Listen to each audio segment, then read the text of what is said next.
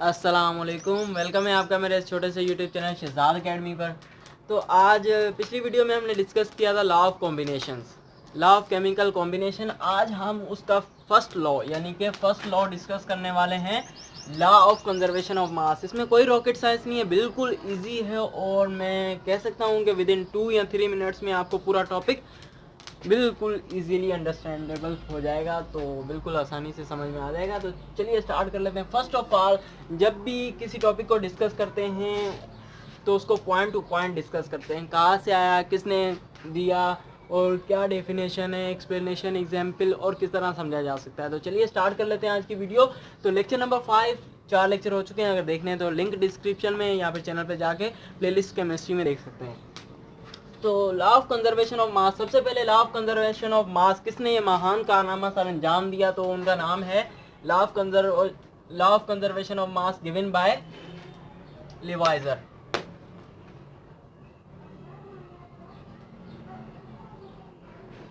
Law of conservation of mass given by लिवाइजर।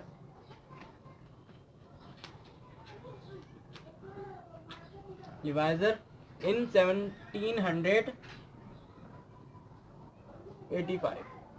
ठीक है, first point तो समझ में आ गया कि ये जो लॉ है वो लिवाइजर साहब ने दिया था और 1785 ईस्वी में दिया था।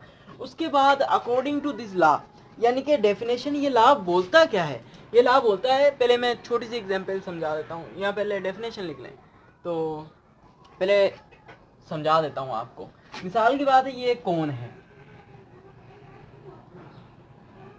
ठीक है, और इसके ऊपर हमने कोई चीज रखी, ये एक बिल्कुल पट्टी है। अब अगर यहाँ पर वजन ज्यादा होगा तो ये इस तरफ डाउन होगी, और अगर यहाँ पर वजन ज्यादा होगा तो ये इस तरफ डाउन होगी। ये बिल्कुल इस कोण पे तब आएगी जब बिल्कुल दोनों साइड का यानी कि ये इक्विलिब्रियम में होगी। अब देखते हैं, यहाँ पर अगर मैंने 5 kg का एक बॉक्स रखा प्लस 2 kg का एक बॉक्स रखा और यहाँ पर मैंने 7 kg का एक बॉक्स रख दिया, यानी कि ये मेंटेन है और ये बिल्कुल इक्विलिब्रियम है, इसलिए ये इधर या इधर रोटेट नहीं हो रही। तो ये लॉ ऑफ कंजर्वेशन ऑफ मास, अब डेफिनेशन पढ़ेंगे जिससे आपको इजीली समझ में आ जाएगा।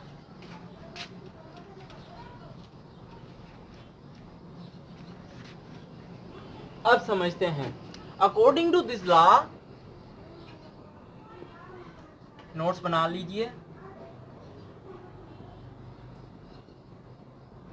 According to this law, during the chemical reaction, यहां से डेफिनेशन स्टार्ट होती है। During the chemical reaction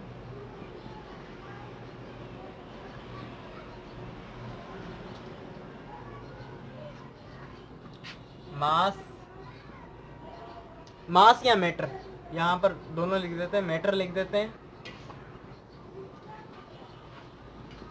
can neither created and nor destroyed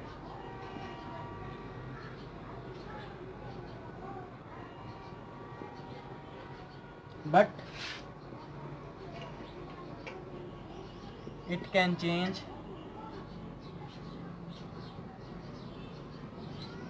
into one form to another form.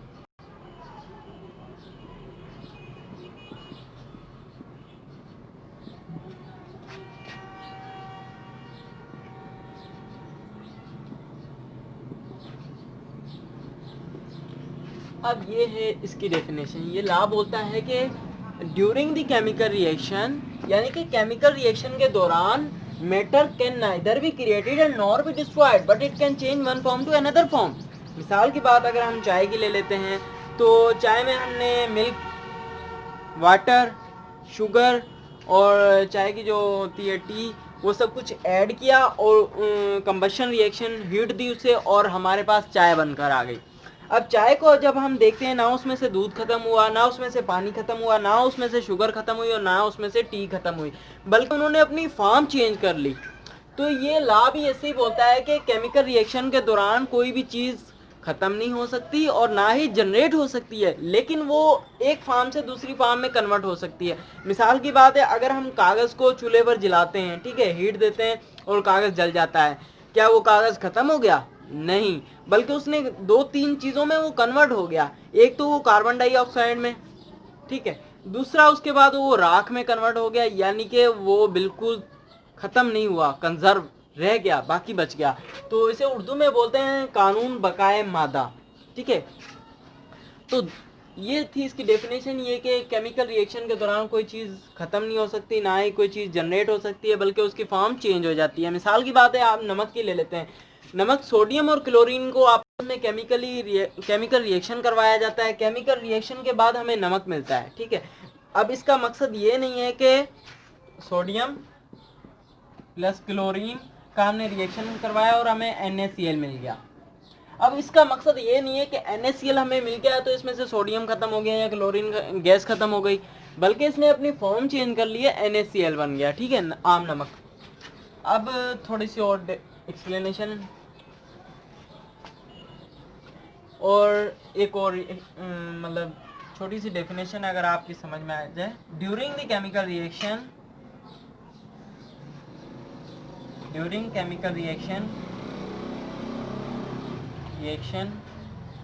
अगर ये आप लिख देंगे ना तो अच्छे खासे नंबर आपको मिल सकते हैं।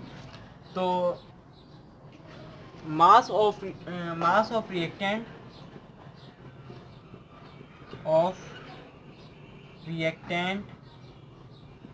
Is equal to mass of product. तो एक और चीज़ आपको बताता चलूँ कि ये काफ़ी 1785 में ये ला दिया गया, लेकिन अभी जो केमिस्ट्री है उसने थोड़ी एडवांस हो चुकी है।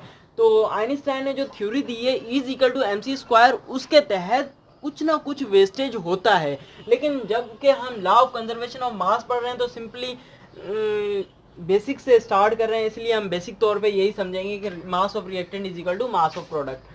तो एक एग्जांपल और दे देता हूँ ताकि इजीली आपको समझ में आ जाए। डेफिनेशन लिख ली, उसके बाद हम देखते हैं कि हम केमिकल रिएक्शन करवा रहे हैं। इसका ये एक डब्बा है, इसमें है A है जो वो है 10 ग्राम, ठीक है, और इसका रिएक्शन करवा रहे हैं दूसरी। रिएक्शन का मतलब वो होता है दोनों को आपस में कंबाइन कराना। तो B है वो है 2 ग्राम, और ये हमने केमिकल रिएक्शन, एरो शो करता है केमिकल रिएक्शन। और देखते हैं हमारे पास जो चीज़ बन के आई है वो है AB और ये है 12 ग्राम, यानी कि इन दोनों ने अपनी शेप चेंज कर ली और जो मास था वो बाद में कंजर्व रह गया। अब एक और चीज़ डिस्कस कर लेते हैं, छोटी सी है, एग्जाम्पल एक डिस्कस कर लेते हैं। अब हम कार्बन प्लस ऑक्सीजन का रिएक्शन करवा रहे हैं। सबसे पहले रिएक्शन क्या होता है? केमिकली दो या दो से ज़्यादा चीज़ें आपस में कंबाइन होकर एक नई चीज़ बनाएं, ठीक है, रिएक्टेंट्स। अब ये जो इस तरफ लिखे होते हैं इनको बोलते हैं हम रिएक्टेंट्स, और जो इस तरफ हमारे पास बन के आती है, जो चीज़ हमें चाहिए होती है, यानी कि कार्बन डाइऑक्साइड, तो ये हो गया प्रोडक्ट। अब कहने का मकसद ये है कि अगर ये 1 ग्राम है, ये 1 ग्राम है और प्लस ये 2 ग्राम है, तो यहाँ पर भी हमें 3 ग्राम मिलेगा, यानी कि जो मास यहाँ पर है वही मास हमें यहाँ पर मिलेगा, यानी कि मास कंजर्व हो जाता है अकॉर्डिंग टू दिस लॉ। तो उम्मीद करता हूँ ये वीडियो आपके लिए बहुत ही हेल्पफुल साबित होगी। इंशाल्लाह नया लेक्चर आएगा लॉ ऑफ डेफिनेट कॉर्पोरेशन पे, वो भी केमिकल कॉम्बिनेशन का लॉ है। तो इंशाल्लाह बहुत जल्द हाजिर होने वाला हूँ एक नई वीडियो के साथ। तब तक के लिए अल्लाह हाफिज़। वीडियो पसंद आई तो लाइक और सब्सक्राइब कर दीजिए।